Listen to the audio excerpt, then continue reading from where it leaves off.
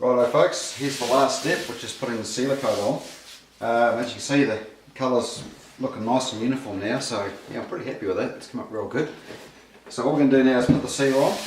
What I would suggest you do, in fact, don't not do this.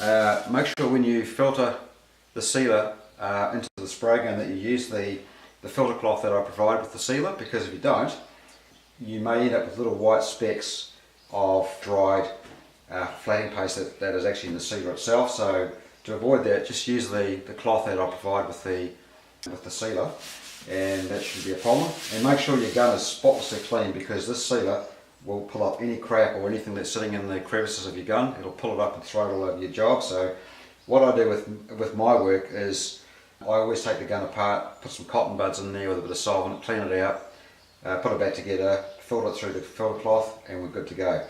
So what I'll do now is I'll go and turn the spray booth on, and I'll show you how it's done. So what we're going to do here is just put two medium coats on. So I'll put one on now so you can see how that looks.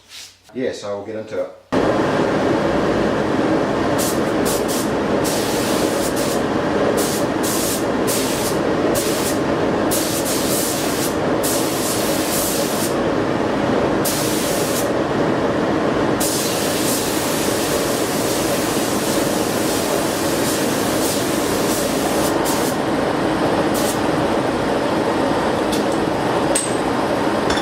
Can do once it's dry is, as I said to you before, you can use the back of the sandpaper.